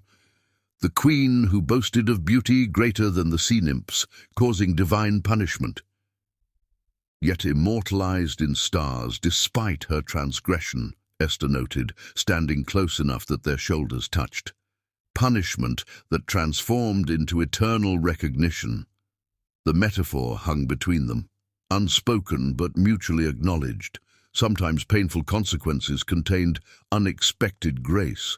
Sometimes separation created possibility for more authentic reunion. Nicholas's hand found hers, fingers interlacing without dramatic gesture, connection re-established through quiet certainty rather than desperate grasping. "One step at a time," Esther murmured, neither pulling away nor pressing closer. "No promises beyond this moment."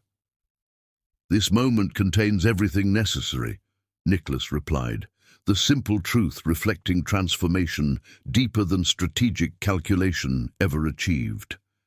Above them, stars continued ancient patterns, constant yet ever-changing in human perception, just as they remained fundamentally themselves while simultaneously becoming something new through conscious evolution. Chapter 9. Delicate Reconstruction. "I can't move back to New York," Esther stated plainly over breakfast, their first morning awakening together with intention rather than impulse. 2 months of careful reconnection had gradually evolved into physical intimacy, yet fundamental questions remained unaddressed. Nicholas nodded, sipping coffee from the chipped mug she'd given him years ago. She'd kept it, he realized, a small artifact from their shared history.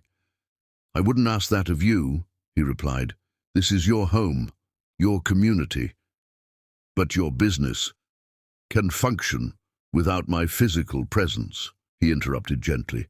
"Technology exists for a reason, Esther. And honestly, I've grown tired of skyscrapers blocking stars."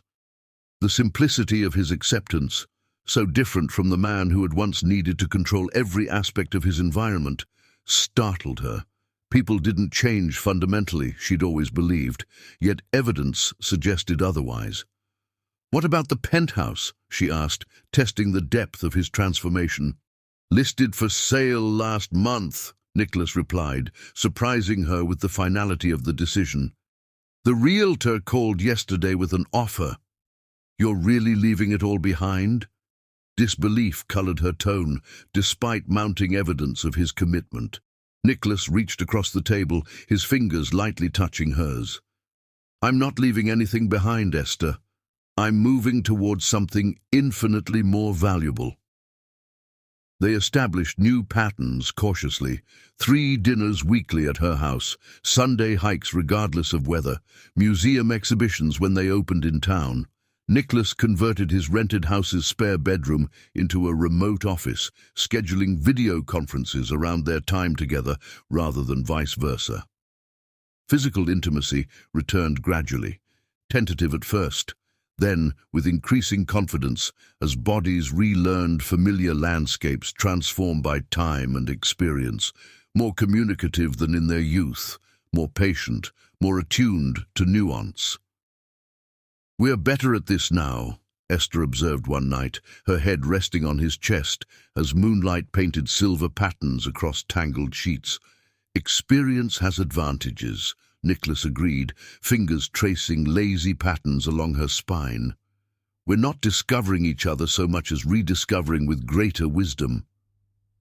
And appreciation, she added softly, for what we almost lost permanently. Occasionally his corporate life intruded, urgent calls requiring immediate attention, market fluctuations demanding temporary focus. Unlike before, Nicholas maintained transparent communication about these necessities.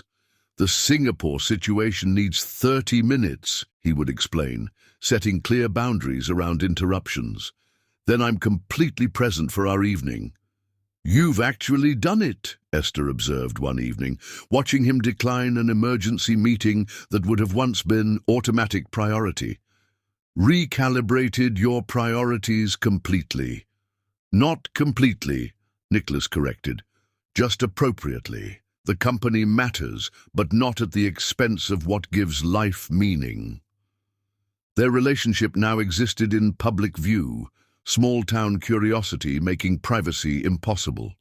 Whispers followed them through Telluride streets. The wealthy businessman who'd abandoned empire for love, the talented artist who'd given him second chance. Their story, with details exaggerated and motivations simplified, held irresistible narrative appeal. Did you really sell everything to win her back? The barista at their favorite coffee shop finally asked Nicholas directly, curiosity overcoming discretion. I didn't sell anything to win anyone back, he replied with surprising patience. I simplified complications that prevented genuine living. They've turned us into a fairy tale, Esther remarked afterward, amused by the exchange. People need stories of redemption, Nicholas replied, unfazed by public scrutiny that would have once demanded strategic management. Let them find hope in their version of us. 6 months into their renewed relationship, Esther received an offer from a prominent Denver gallery, a featured exhibition requiring temporary relocation to the city. Anxiety shadowed her excitement as she shared the news. It's 8 weeks minimum, she explained, studying Nicholas's face for reaction. Possibly longer if sales warrant extended showing. That's wonderful, he responded with genuine enthusiasm that surprised her. Your work deserves broader audience. You don't mind the separation? Uncertainty edged her question. Nicholas smiled with understanding rather than offense. I have video conferencing for business. It works equally well for relationships.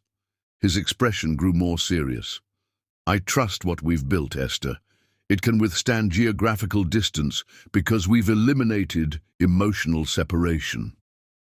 The Denver opportunity became an unexpected test of their reconstructed foundation. Nicholas visited weekends. Esther returned midweek when possible. Digital connection maintained daily communication, yet neither felt the desperate anxiety that had characterized their previous attempts at balancing separate demands. We've found equilibrium, Esther realized during their final weekend before her return. Not through compromise, but through mutual support of individual purpose. On the anniversary of his reappearance in her life, Nicholas didn't propose remarriage. They'd agreed formal legalities would remain in their past, at least for now. Instead, he offered a different kind of commitment. I've purchased land, he explained, unfolding architectural plans across her kitchen table. Just outside town, I was thinking we could design something together, not to replace your house, he added quickly. A weekend place, perhaps, or a larger studio for your work. The blueprints revealed his thoughtfulness.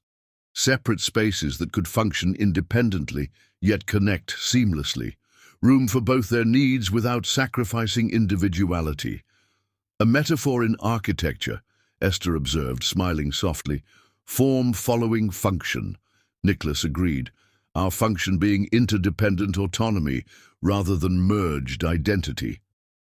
That night, she painted him for the first time since their divorce, not from memory, but from life. Nicholas sat patiently as her brush captured the man he'd become, still powerful but gentler around the edges, still ambitious but with redirected purpose. When she finished, they both recognized the portrait showed not just Nicholas, but Esther's forgiveness made visible through color and light. "You've always seen me more clearly than I've seen myself," he observed, studying the finished canvas with wonder. "Artists perceive essence beneath surface," Esther replied, cleaning brushes with practiced efficiency. "Though, I'll admit, my vision wasn't always this clear." The land they'd purchased together became weekend project, visiting architects, discussing design concepts, envisioning shared future without surrendering individual identity. Unlike their former attempts at integration, this construction acknowledged fundamental differences while creating deliberate connection points. "Eastern-facing windows in your studio for morning light," Nicholas suggested during one planning session. "Western exposure for my office to catch afternoon sun." "Separate entrances," Esther added, "but connecting hallway for deliberate rather than automatic integration." The metaphorical significance wasn't lost on either of them, consciously designing relationship architecture that prevented previous structural failures. Not through compromise that left both partially unsatisfied, but through thoughtful accommodation of authentic needs. As construction began, foundation poured during early autumn in preparation for spring building. Esther found herself studying Nicholas with renewed appreciation, not just for his obvious devotion, but for his willingness to evolve without abandoning core identity. "You haven't actually changed who you are," she observed one evening as they reviewed construction progress photographs. "You've just prioritized aspects of yourself previously subordinated to achievement."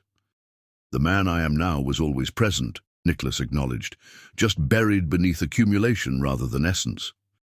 That night, beneath blankets on her porch swing, they watched shooting stars stream across Telluride's impossibly clear sky. Unlike their first night together years earlier, no thunder disrupted cosmic display, no storm threatened sudden intrusion. "We needed that first storm," Esther mused, tucked against his side for warmth against mountain chill, "to break established patterns and create possibility for connection. And we needed the separation," Nicholas added, honest assessment replacing regret, "to discover what actually matters beyond initial attraction." Her fingers found his in darkness, interlacing with comfortable familiarity. "The foundation we're building now is stronger for having experienced both construction and demolition. Above them, stars maintained ancient patterns while simultaneously hurtling through space at incomprehensible speeds, both constant and changing simultaneously. Like the two people observing them from a mountain porch, learning that genuine connection requires both stability and evolution, both certainty and adaptation. Chapter 10. Public whispers. Their rekindled relationship couldn't remain private forever in a town Telluride's size. Whispers began, curious, occasionally judgmental. "Isn't that her ex-husband? Heard he left his company for her. Think they'll remarry. Wonder how long before he breaks her heart again." Esther's art students asked increasingly personal questions. Nicholas's business associates, when visiting, observed the obvious connection with poorly concealed interest. Their story, the wealthy businessman who sacrificed empire for love, held irresistible narrative appeal. "We've become local mythology," Esther remarked after overhearing particularly romantic speculation in the town's grocery store. "Star-crossed lovers reunited against impossible odds." Nicholas squeezed her hand gently. "People need to believe in second chances. Let them find hope in their version of us." The first true test came when a prominent gallery in Denver offered Esther a major exhibition. Opening night would require Nicholas to face social scrutiny as her partner, no longer her husband, not yet defined by any conventional term. We could say you're my patron, Esther joked, sorting through potential pieces for the show. I prefer devoted admirer, Nicholas countered, examining a particularly striking canvas. Though hopelessly in love works too. The exhibition opening coincided with an unexpected development, a profile of Nicholas in Business Monthly highlighting entrepreneurs who downsized successfully. The journalist, sensing a human interest angle, requested an interview with both Nicholas and the woman who inspired his radical life change. Absolutely not, was Esther's immediate response. Our relationship isn't fodder for public consumption. Nicholas agreed, declining the journalist's request. But damage had already occurred. Someone, perhaps a former business associate with loose lips, had shared details of their complicated history. The night of Esther's exhibition, they arrived separately by mutual agreement. She needed space to interact professionally without relationship dynamics intruding. Nicholas understood, keeping respectful distance while still offering support with his presence. Near midnight, as the last patrons departed, Esther found him studying her centerpiece, an abstract rendering of two paths diverging, then reconnecting with greater strength. "They're calling you my muse," she said, sliding her hand into his. "The mysterious tycoon who abandoned Wall Street for Colorado's mountains." "Let them talk," Nicholas replied, squeezing her fingers gently. "Their narratives don't define us." As they left together, a photographer's flash caught them unaware, the image appearing in Denver's arts section the following week. "Financial magnate supports former wife's artistic triumph," read the caption, reducing their complex journey to tabloid simplicity. Rather than retreat from scrutiny, they chose selective engagement. Nicholas accepted speaking engagements addressing work-life balance. Esther agreed to mentor young artists struggling with commercial pressures. Together, they established a small foundation supporting arts education in mountain communities. Their public emergence culminated at a benefit Nicholas organized for regional mental health services. Entering together, her hand resting comfortably in the crook of his arm, they faced society's curious gaze as a united front. When an attendee tactlessly asked about their unconventional relationship status, Esther smiled without embarrassment. "We're writing our own rules this time," she replied simply. "The last chapter isn't finished yet." Chapter 11. Unexpected Symmetry.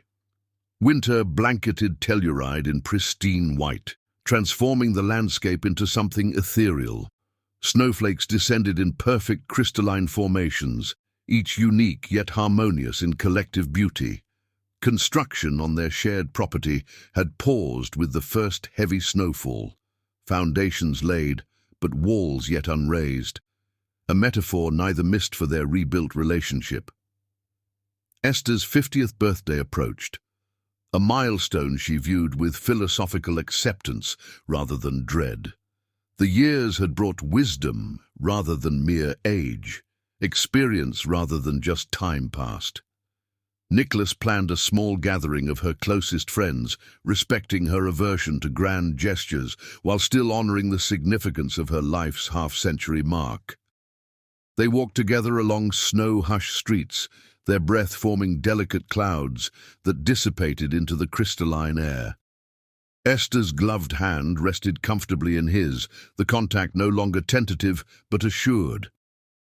"50 feels different than I expected," she confessed. "Less like an ending, more like mid-chapter in a story that keeps revealing unexpected turns." "The best narratives resist predictable progression," Nicholas replied, snow crunching beneath their boots as they navigated familiar paths, made new by winter's transformation. 3 days before the planned celebration, her phone rang with an unfamiliar New York number. Esther almost ignored it, telemarketers being the usual suspects of unknown contacts, but something prompted her to answer. "Ms. Moon?" a professional voice inquired. "This is Margaret Weston from the Whitney Museum. We're curating an exhibition on emotional landscapes in contemporary American art. Your name has been recommended repeatedly." The conversation that followed altered everything. The Whitney wanted not just existing works, but a commissioned series, her interpretation of emotional evolution through life seasons. 6 months to create, with substantial financial backing and international exposure. When Nicholas returned from his morning hike, cheeks flushed with cold and exertion, he found Esther staring out the window, expression unreadable as she watched snowflakes spiral toward Earth. "The Whitney called," she said without preamble. "They want me in New York for 6 months, starting next month." The irony struck them simultaneously, their situations perfectly reversed from years earlier. Now Esther faced career opportunity requiring relocation. Now Nicholas would be the one left behind. "You have to accept," he said immediately, crossing the room to embrace her. The certainty in his voice contained no hesitation, no calculation of personal cost. "This is the recognition you've always deserved." "It would mean leaving you," Esther pointed out, searching his face for hidden reservation. "Living in the city where we once failed so spectacularly." "The circumstances are entirely different," Nicholas countered. "I have video conferencing. Airplanes exist. We've learned how to communicate properly."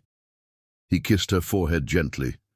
"Besides, I still maintain the penthouse.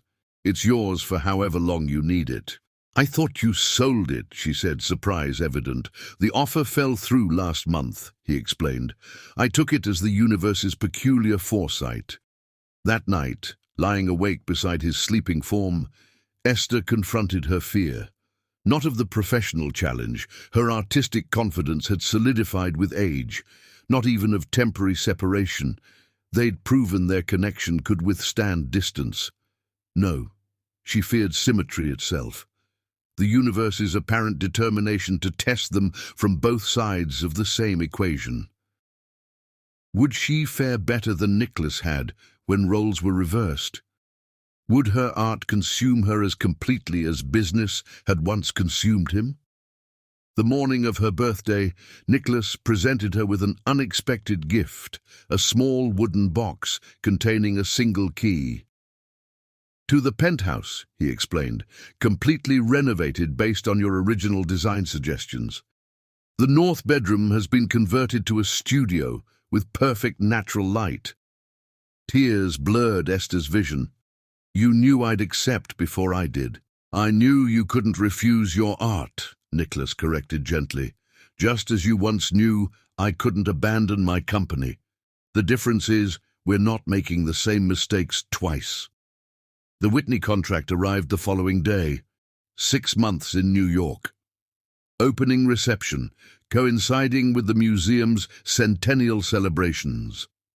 Esther signed without hesitation, Nicholas's steady hand resting supportively on her shoulder. As departure approached, they established parameters learned from painful experience. Weekly video calls, non-negotiable, monthly visits, alternating locations, complete transparency regarding schedule changes and emotional states. The night before her flight, they walked to the unfinished structure that would eventually become their shared space. Snow crunched beneath their boots, stars scattered across the black sky like diamonds on velvet.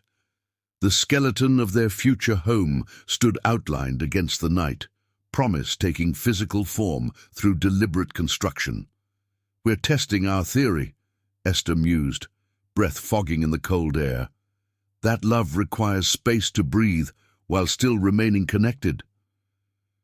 "We've had worse tests," Nicholas replied, drawing her close against the mountain chill. "And failed spectacularly. But failure taught us how to succeed." Their goodbye at the small regional airport contained no dramatic promises or tearful pleas, just quiet confidence in what they'd rebuilt together, a love mature enough to bend without breaking. "New York will feel strange without you," Esther admitted, as final boarding was announced. "It will be waiting for you when you return, Nicholas assured her, meaning far more than the city itself. As her plane ascended through crystal-clear mountain sky, Esther watched Telluride recede beneath her, not with anxiety but with certainty that distance would test but not threaten what they had so carefully reconstructed. Some foundations, once properly laid, could withstand any storm. Chapter 12. Full Circle Harmony. New York embraced Esther differently this time, not as an artist's wife, but as an artist in her own right. The Whitney residency consumed her days with creative intensity. Colors flowed from her brushes with newfound freedom, each canvas capturing emotional transitions more powerfully than words could express. The city that had once felt suffocating now energized her.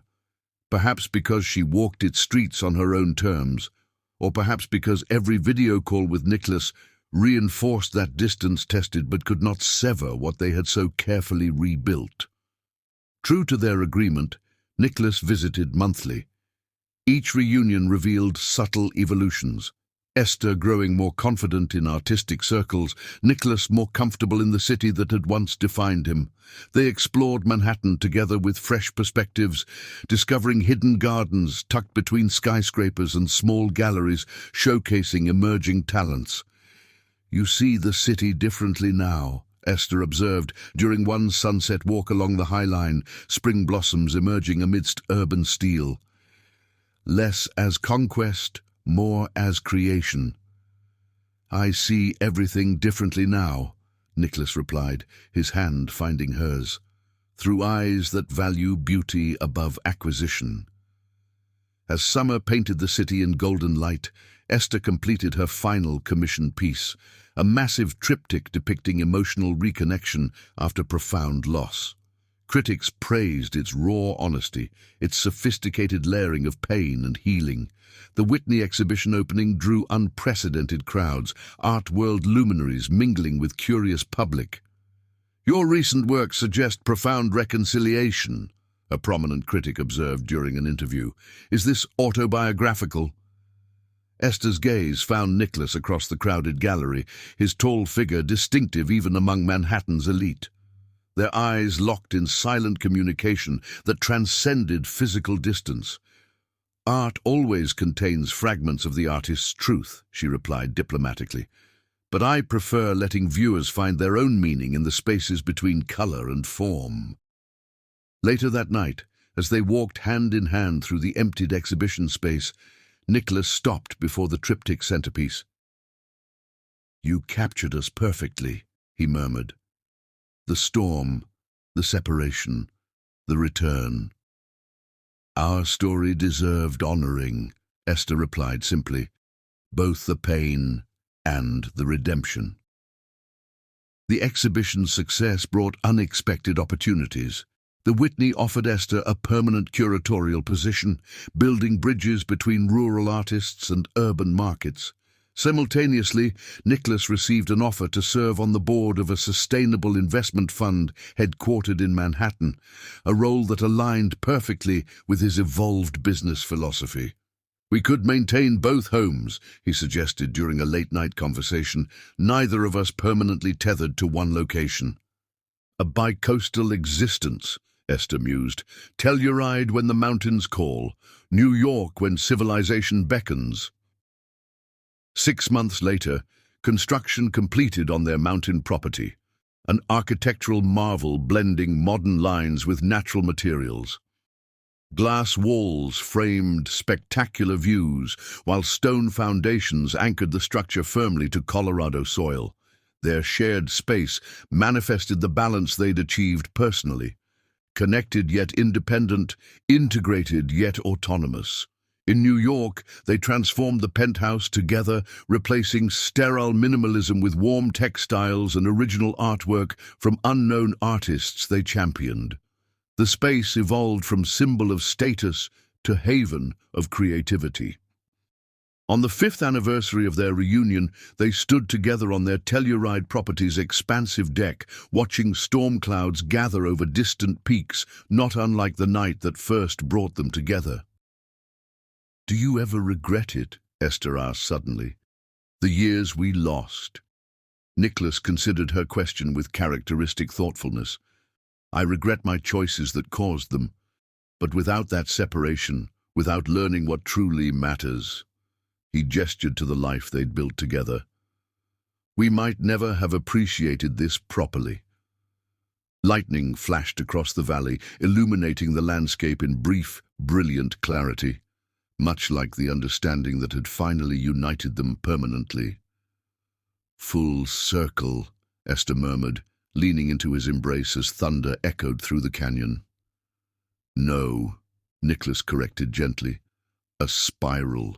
We've returned to where we began, but at a higher elevation, wiser, stronger, better equipped for the journey ahead.